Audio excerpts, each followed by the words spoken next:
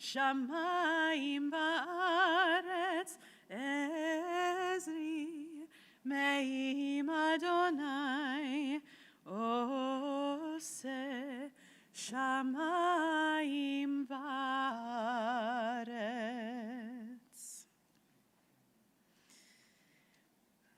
We're gathered here to celebrate the life of David Huberman, beloved husband, father, brother, grandfather, and teacher to so many. At David's core was his unique presence, kindness, and the love that he had for the people in his life. It was the love you felt when he held your hand, or that you saw when he was tending his beloved garden. When I spoke with his family yesterday, his son, Jeff, mentioned that growing up, he would see strangers' faces light up when they learned that his father was David Huberman. And he would realize that they were one of his former students. Here at Temple Sholom, David and Rowena have been engaged members almost since the beginning of our temple's history. As a former president of this congregation, we are indebted to David for his leadership and for their presence during some of our most challenging years as a community. He was instrumental in getting the Louis Breyer Companion Program up and running and chaired the committee to raise funds for the purchase of the Temple Sholom Cemetery, where we will gather later this morning. But first, we'll begin our service with readings and music from our tradition. I'm Cantor Shani Cohen, if you don't know me yet, and it is my honor to officiate this morning. In Kohelet, Ecclesiastes, we read, "To everything there is a season, and a time to every purpose under heaven, a time to be born and a time to die, a time to plant and a time to pluck up that which is planted, a time to kill and a time to heal, a time to break down and a time to build up, a time to weep and a time to laugh, a time to mourn and a time to dance, a time to cast away stones and a time to gather stones together, a time to embrace and a time to refrain from embracing, a time to get and a time to lose, a time to keep and a time to cast away, a time to rend and a time to sow, a time to keep silent and a time to speak, a time to love and a time to hate, a time of war and a time of peace." Eli,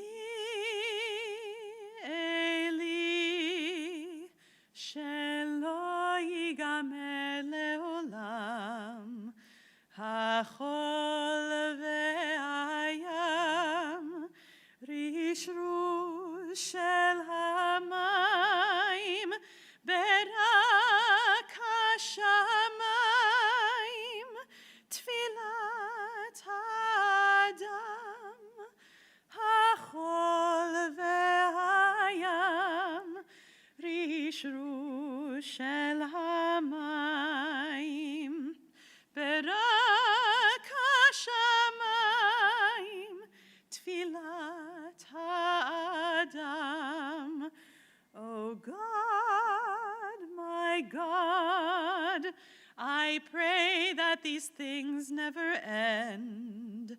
The sand and the sea, the rush of the waters, the crash of the heavens, the prayer of the heart, the sand and the sea, the rush of the waters, the crash of the heavens, the prayer of the heart. The eye never has its fill of seeing. Young or old, those who depart this life never see enough of the world, never complete their task, never cherish their loved ones enough before they are called home. How they yearned for yet another respite from the final summons, and how we yearned to have them close to us, for yet another challenge in our lives, yet another joy, yet another precious moment together. God be now with those whose hearts are broken, because whenever parting comes, it comes too soon. Console them at this moment, be near to them when light seems distant. Sustain them, O God, until the time of healing. I'd like now to invite up Rabbi Philip Bregman and our cantor emeritus, Arthur Gutman, to lead us in the words of Psalm 23.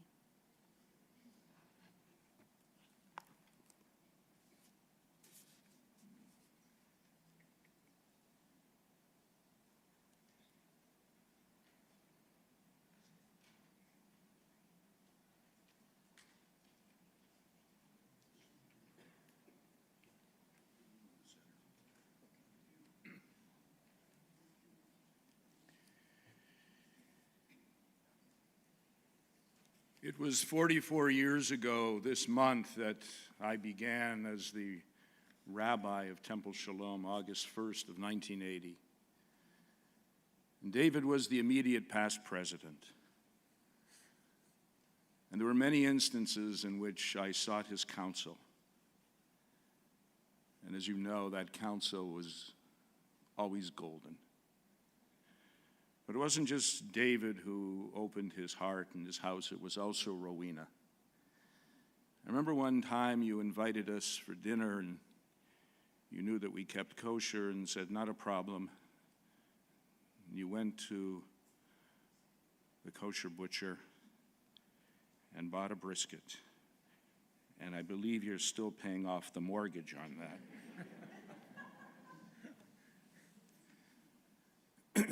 There's one thing that I want to just say that really indicates for me what type of a mensch David was and still is. You will no doubtedly hear about the Czech Torah. After the war, a number of the Sifrei Torah were gathered that the Nazis had stolen. And they were taken to England, which was the closest surviving Jewish community from the Shoah. And word went out to Jewish communities around the world, would you like to have a Torah that survived the Shoah? And I can't tell you how proud I was to learn that this congregation in the late 1970s, small and struggling congregations, said, we will do that. And part of that decision is also the Chazan, who is also a past president. And David was assigned the task of going to England to get the Torah. And there's a tape in which he describes what that was like and going into a warehouse and seeing all of these Torahs and was asked to choose. And it was like, my God, it was like going into an orphanage and trying to choose a child. He chose the Torah. Now for the trip back. David refused to have that Torah go into the bulk where luggage was. And so he bought an extra ticket, an extra seat, and brought that precious remnant of our people here, where it is brought out on special occasions and read. We are forever indebted to the men and women who formed this congregation, who led this congregation, who brought it into existence, and for so many years showed a way of common decency and caring and love. On behalf of Temple Sholom, we thank you, Rowena. We thank you, boys. We thank you, the Huberman family, for allowing your beautiful husband and father and grandfather and brother to serve this community and our congregation the way he did, with such dignity and love. Rabbi,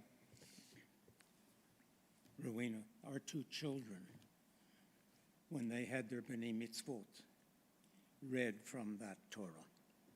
And I know your children, who were classmates of ours, did the same. Every time I see it in the Ark, I think of him, I think of them, I think of you.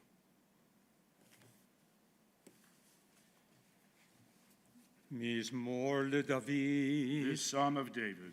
Adonai Rohi lo echsar. The Lord is my shepherd, I shall not want. Binut yashe yarbetzeni. He makes me to lie down in green pastures. Amei menuchot He yenachaleni. leads me beside the still waters. Nafshi yeshaveh. He restores my soul.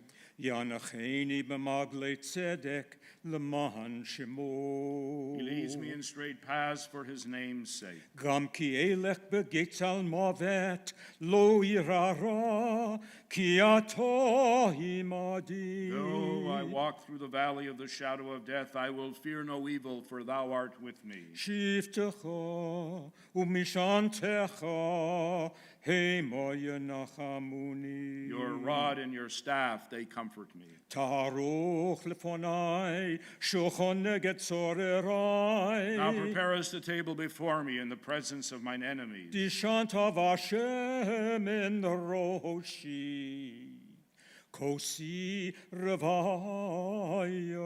Thou hast anointed my head with oil, my cup runneth over. Ach tov v'chesed yirdefuni kol yemei chayai. Surely goodness and mercy shall follow me all the days of my life. V'shavti b'veit Adonai liorech yamin. I shall dwell in the house of the Lord forever.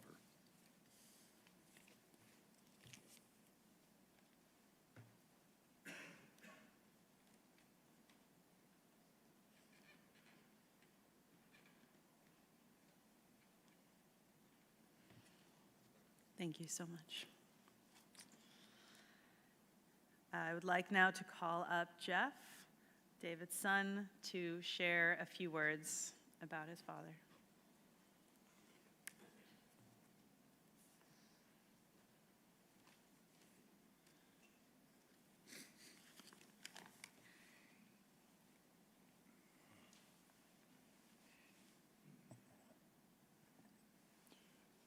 I'm not a big believer in land acknowledgements by rote and ones that don't create change.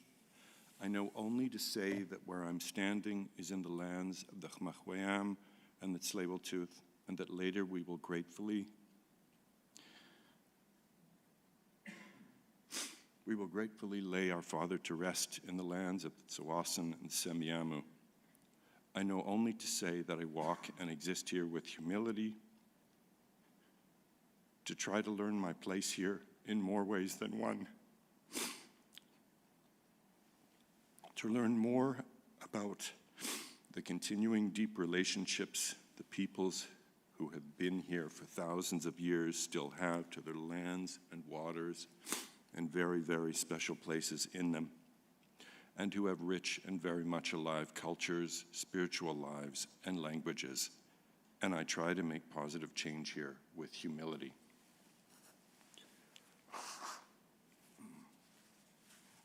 Please forgive me and be forewarned, this is not a eulogy. I was fine on Shabbat when our father passed away, but yesterday I felt at times a bit more like I'd been hit by a large minivan. And so I hope that you and he will forgive me for just saying a few words from my heart. Thank you in advance for listening to me, and even more so for being here today. I want to just say three things. The first is about his craft. As a legal draftsperson, a crafter of documents, deals, agreements, I recognize that this might strike most of you as a boring skill and something a little unusual to speak about at a funeral, but I want to tell you about it nonetheless. At the level at which our father functioned, it was less a skill than a specialty, a craft, his craft, something that sometimes approaches or mimics a fine art executed by only the best, and I think he was one of the best of the best. Some of you here might understand, might have an appreciation of what I'm talking about. I think of his skill with documents as akin to being like the work of a finest Japanese carpenter, working with traditional tools to fix gaps in the wood, to create fine furniture, or to design functional things also pleasing to the eye and calming to the soul. He was really like an artisan working at a very, very high level of expertise, and I wanted to honor him for his craft and to tell you all about it. This hidden skill he had with words in that particular context, a real thing of beauty to behold, and I wish I'd told him about it when I could. The second thing I want to say is that while I'm obviously sad, so sad at losing a parent, someone so loving and kind and filled with delight for even the simple things in life, I'm also filled with a sense of gratefulness to the point of a cup running over. Kosi rivaya, my cup runneth over.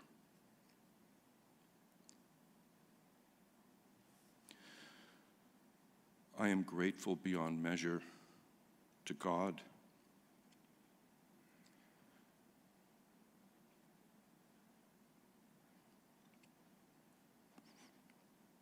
The infinite creator,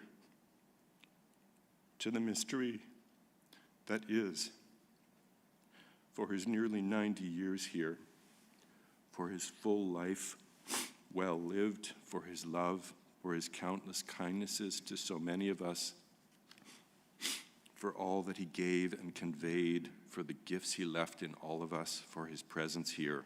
I'm grateful that we all had years to anticipate and contemplate this day before it came, as the dementia slowly crept in.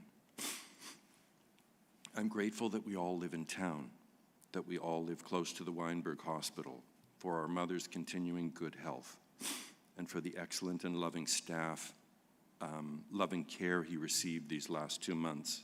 I cannot speak highly enough of the staff at that place. I swear that there is love in the air there. I am grateful beyond measure that we were present for his passing, that he was not in any apparent pain or suffering then or in his final days, that his passing was peaceful, and for the loving care he received to the end, at the end, and even after then. People who work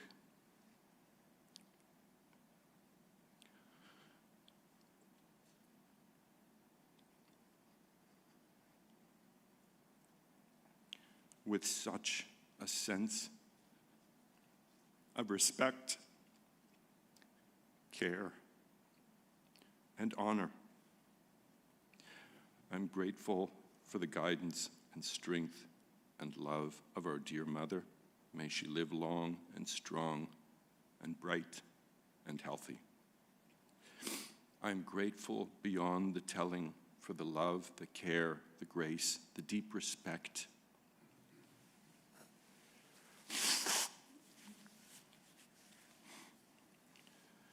and gentleness of the Chevra Kadisha, the Holy Burial Society.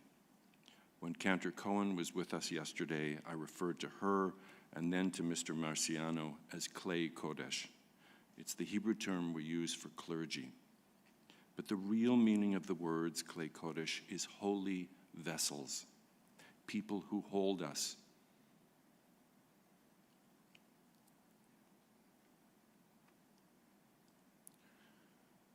Who contain us. And the term is equally applicable to the precious volunteers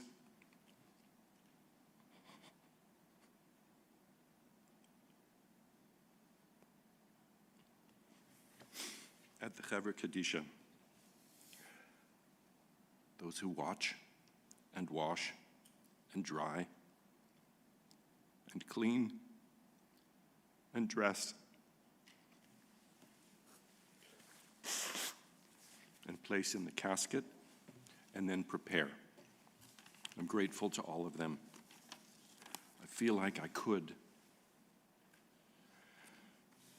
and want to go on talking about gratefulness, first because I think I'm just scratching the surface here, and also because if I end this second part of what I'm saying this morning, we will be that much closer to the reality of this situation, that we are going to bury our father. But reality calls. Ani modeh, ani modeh, ani modeh. I'm grateful. I am grateful. I'm grateful.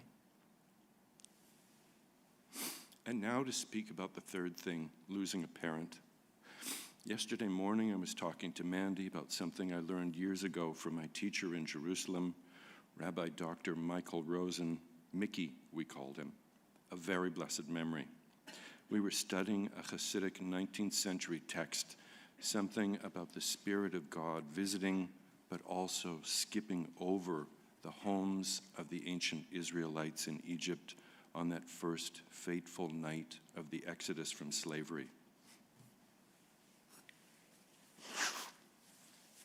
I won't even try to do the piece justice, but there was a concept buried in the text, 3 words in Aramaic. The words were mati velo mati.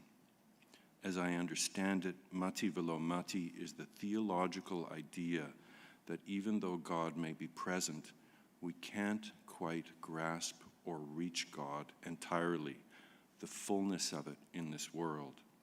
It's something that is present, but at the same time just out of reach.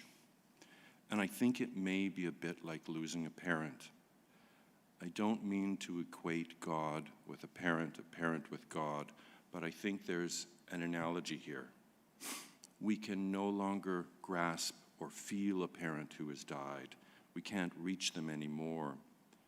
But our inability to reach for them like we used to doesn't mean that they aren't there in some way.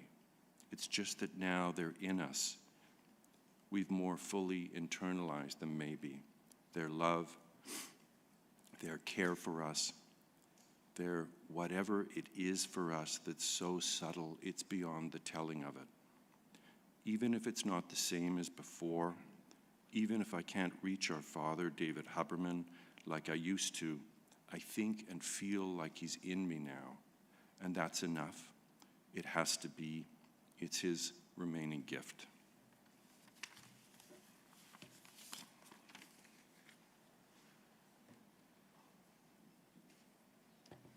Thank you. Thank you, Jeff. And now I'd like to call Mandy, Adi, and Bela to offer a few more words.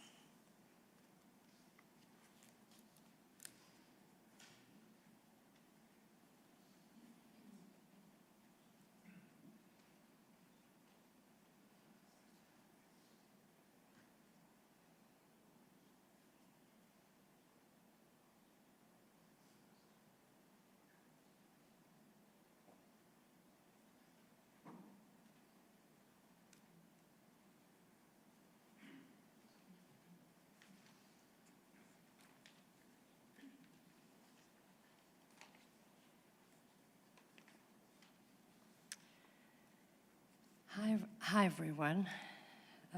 We want to acknowledge some very special people.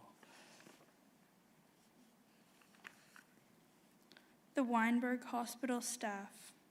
We are so grateful for the comfort and support that you have provided to our Zeta. A special thank you to Caraid, Julia, nurses Cindy, Rebecca, Farah, and Lyle, and management, Vanessa. To Zeta's doctor, who has been in his life for many years, Dr. Monty Glansberg. Thank you for being so kind and wise always. While Zeta was at home, in the hospital, and then at the Weinberg, he had very special caregivers. Lenny, Josie, Jean, and Dolly, our deep appreciation. Over the past few days, we've been supported by the Chevra Kadisha, Mr. Marciano, and the incredible volunteers. We respect the work you do for our community and thank you for the dignity you have shown to our Zeta. To the rabbinical leadership at Temple Sholom, Rabbi Dan Cantor-Cohen and your team, Toda Rabah. Uncle Jay, Uncle John, and my dad Jeff, thank you for keeping Zeta safe and supported. You three meant the world to him. He cherished all of you. Bubby, we are thankful for the incredible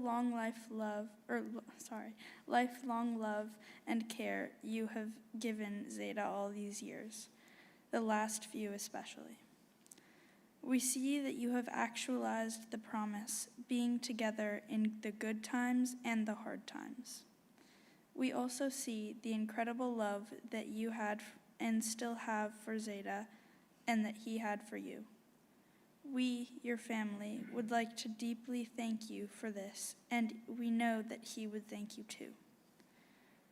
To our whole community of friends and family, thank you for supporting our Bubby and Zeta. For those who were patient with Zeta, understanding and kind, thank you. It means the world to our family.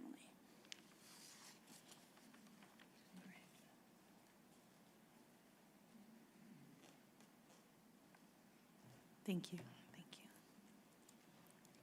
you.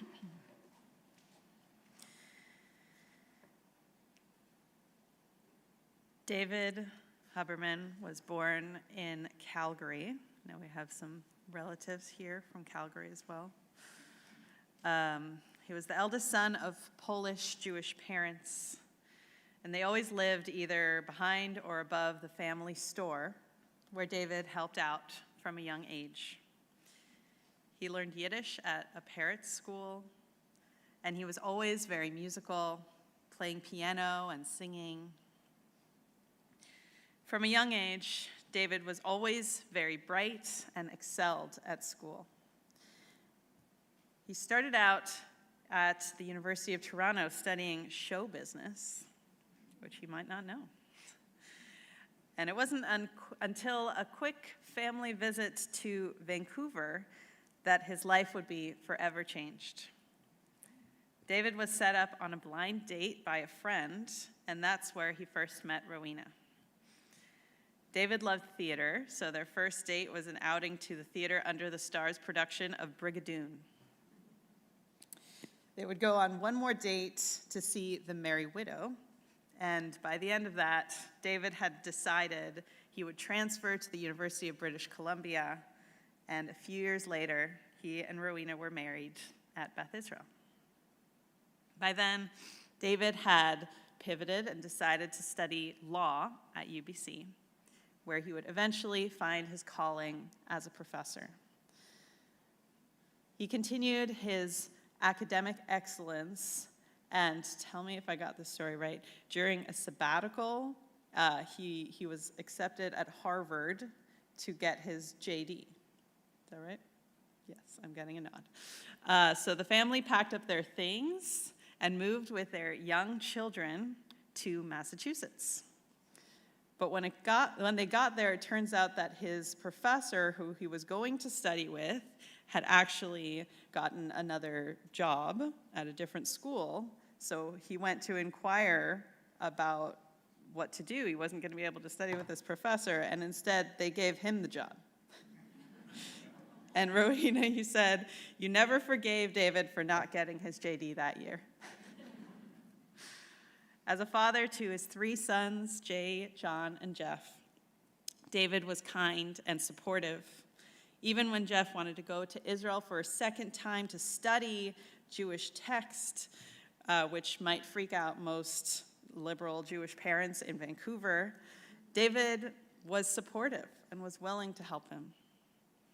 As a grandfather, as you said, Bela and 80, you remember fondly going over to your grandparents' house to play cards with David. When you think of him, you picture him with his hat, a pipe in his mouth, and a garden tool in his hand. He absolutely loved taking care of the plants in his garden, which was even featured in a magazine. The family ended up at Temple Sholom when they were looking for a rabbi to do the bris for their son. They were hoping for a conservative rabbi. They looked maybe an Orthodox rabbi, but no one was able to offer a bris to a non-member, so they ended up at this quirky little Reform congregation in town, Temple Sholom. And so they began their journey with our shul, for which we are so grateful. David was not a particularly religious man, but his ties to the community were so strong, as we've heard. He was so instrumental in our temple's history, and we're so grateful to have your family with us. What a mitzvah to bring this Holocaust scroll that Rabbi Bregman mentioned to our community. We're so grateful to his leadership as a past president, and to your family for being such an important part of our Jewish community. So teachers, I would be remiss if I didn't talk a little bit about David as a teacher, and teachers in general as their role in Jewish tradition. In Pirkei Avot, the Ethics of the Fathers, there's a saying that respect towards your teacher should be as your reverence for God. The great rabbi and scholar Abraham Joshua Heschel spoke of the importance of good teachers by saying that what we need more than anything is not textbooks, but text people. It is the personality of the teacher which is the text that the pupils read, the text that they will never forget. David was certainly a text person. He was incredibly knowledgeable, yes, with a brilliant mind. But even more importantly, he was kind, humble, supportive. He was a mentor to so many and beloved by his students. What a blessing to have found his calling in life, and how blessed we are to have been touched by him in our own lives. May his life shine as a light to guide us in life, in making a positive impact on the world, just as he did, in loving those around us and finding joy in our lives. We'll say together, Zichrono livracha. May his memory be for a blessing. Continue now with the chanting of the El Maleh prayer, where the soul is released from the body. You can find the text in your programs, I think. Nope, not in your programs. We'll do. You can hold on to your programs for the cemetery section, for the Chatzi Kaddish. The mourner's Kaddish. Okay.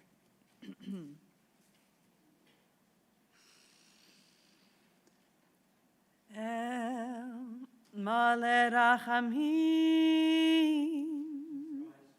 Please rise. Sorry. Yes, thank you. Shochen bamromim.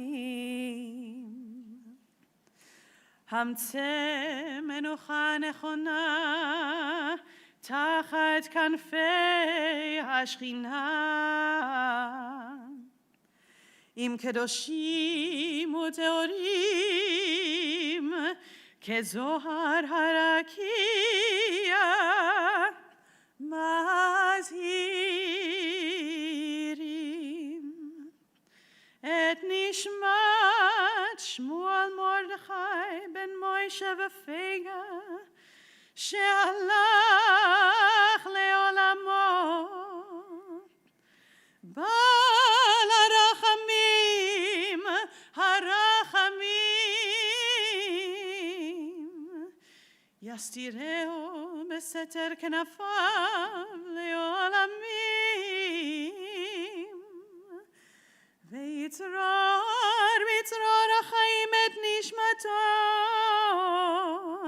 Adonai unachalato, ve'anuach beshalom al mishkavo, ve'nomar Amen.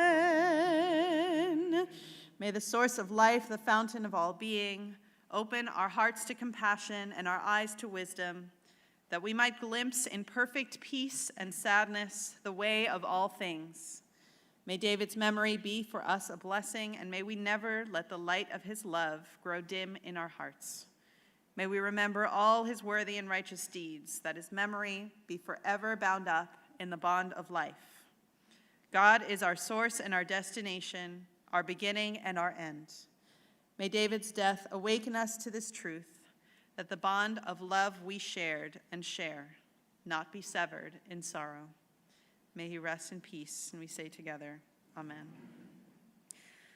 So thank you, everyone, for being here for this part of our service this morning. We're now going to process to the cemetery in White Rock to continue with our service of internment there. So I'll ask the pallbearers to come forward and have everyone else follow after the casket. I'll ask that you please do not greet the family in here, but allow them to go directly to their cars so that we can continue with the service at the cemetery. After the cemetery service, the family will have a private family-only gathering for Shiva tonight, and tomorrow at 7:30, there will be a Shiva for the community at David and Rowena's home, where you are welcome to join them. If you need directions to the cemetery, let me know. I have those as well.